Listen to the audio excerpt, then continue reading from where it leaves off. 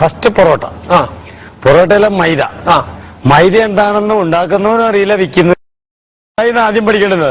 മൈദ ഉണ്ടെന്ന് ഗോതമ്പിനെ ക്രാക്ക് ചെയ്ത് ചതച്ച് അതിന്റെ നാരും മുളയും വിത്തും തവിടും എല്ലാം എടുത്തിട്ട് അതിന്റെ ബാക്കി വരുന്ന വേസ്റ്റിനകത്തുനിന്ന് റവ എടുത്തിട്ട് അതിന്റെ ബാക്കി വരുന്ന വേസ്റ്റിനകത്തുനിന്ന് പകുതി ആട്ടയ്ക്കും പോയി ബാക്കി വരുന്നതായ വേസ്റ്റിനകത്ത് യൂറോപ്പിൽ അമേരിക്കയിൽ അത് വേസ്റ്റായി കിടന്നതായ ചണ്ട് അതിനകത്ത് അലാക്സൻ ALLOX എന്ന് പറയുന്ന അലാക്സൻ എന്ന് പറയുന്ന ഒരു കെമിക്കൽ ഒഴിച്ച് അതിനെ സോഫ്റ്റ് ആക്കിയിട്ട് ഇന്ത്യയിലെ അമേരിക്കൻ പശ കൊണ്ടുവന്നിട്ട് ആ അമേരിക്കൻ പശ തിന്നാൻ തുടങ്ങിയപ്പോ അമേരിക്കൻ മാവായി.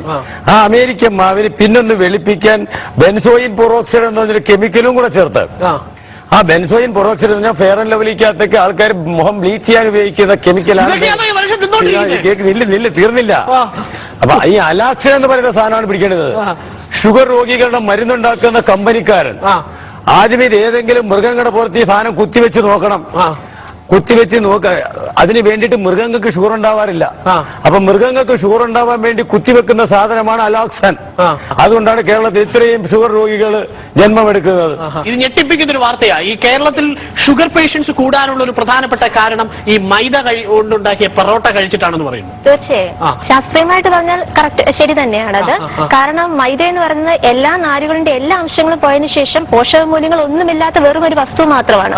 അതാണ് നമ്മൾ ഭക്ഷണമായിട്ട് നമ്മൾ കഴിക്കുന്നത്. ഇന്ന് കേരളത്തിൽ പൊറോട്ട ഉണ്ടാക്കാനാണ് മൈദ ഏറ്റവും കൂടുതൽ ഉപയോഗിക്കുന്നത്. രണ്ടാമതായി ഈ മൈദ ഏറ്റവും കൂടുതൽ ഉപയോഗിക്കുന്നത് സിനിമ പോസ്റ്ററുകൾ ഒട്ടിക്കാൻ തന്നെ. അപ്പൊ അതാണ് നമ്മൾ കഴിച്ചുകൊണ്ടിരിക്കുന്നത്. അത് തീർച്ചയായിട്ടും നമുക്ക് ദഹന പ്രശ്നങ്ങൾ ഉണ്ടാക്കും. മാത്രമല്ല പ്രമേഹ രോഗികൾക്ക് ഒട്ടും യോജിച്ച ഒരു ഭക്ഷണമല്ല ഈ മൈദ എന്ന് പറയുന്നത്. കാരണം പ്രമേഹ രോഗികൾക്ക് ഏറ്റവും കൂടുതൽ വേണ്ട നാരിന്റെ അംശമാണ്. ഈ മൈദ എന്ന് പറയുന്ന സ്ഥാനത്തിൽ നാരിന്റെ അംശം ഒട്ടും തന്നെ ഇല്ല. അതാണ് നമ്മൾ കേരളത്തിൽ യൂസ് ചെയ്തുകൊണ്ടിരിക്കുന്നത്. ഇങ്ങനെ പറഞ്ഞ സാധനം ആരും ബോധ്യപ്പെടില്ല. നമുക്ക് ചെയ്യാൻ പറ്റുന്ന ഏറ്റവും എളുപ്പമാർഗം ഈ വേദിരിക്കാൻ എല്ലാവർക്കും കുറച്ച് ഗോതമ്പ് തിന്നാൻ കൊടുക്കുക. ഗോതമ്പ് കടിച്ച് വെച്ച് തിന്നു കഴിഞ്ഞാൽ അവസാനം ചൂയിങ്കമായ സാധനം വായിൽ ബാക്കി വരും. ഈ സാധനം മൈദ. സിമ്പിൾ ആയിട്ട് പറഞ്ഞിട്ടുണ്ടെങ്കിൽ 2 പൊറോട്ട ഒരു പാത്രം വെള്ളത്തിലിടുക. 5 മിനിറ്റ് കൊണ്ട് ഒരു തുള്ളി വെള്ളം ഉണ്ടാവില്ല. പൊറോട്ട തിന്നണമെങ്കിൽ മേശപ്പുറത്ത് വെള്ളം വേണം. നമ്മൾ ഇങ്ങനെ ഇരുന്ന് പൊറോട്ട തിന്നിട്ടുണ്ടെങ്കിൽ കുറച്ച് കഴിയുമ്പോൾ നീരും. കാരണം ഈ പൊറോട്ട ശരീരത്തിനകത്ത് കിടക്കുമ്പോൾ ശരീരത്തിനകത്തുള്ള വെള്ളം മുഴുവൻ പൊറോട്ട വലിച്ചെടുക്കും. ശരീരത്തിനകത്ത് ഡ്രൈ ആവും. ശരീരം വെള്ളം ആവശ്യപ്പെടുത്ത് കുടിക്കുന്നു. ഇപ്പൊ ആൾക്കാർ മുഴുവൻ ഇപ്പൊ ആദ്യം കുപ്പിവെള്ളം കൊണ്ടുവരുന്നത്, ഇപ്പൊ ക്യാനിലെ വെള്ളം കൊണ്ടുവരുന്നത്.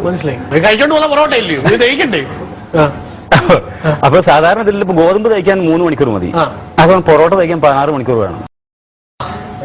മൈദ നിരോധിച്ചാൽ എന്താ ഉണ്ടാവുക? ബേക്കറി അടയ്ക്കും.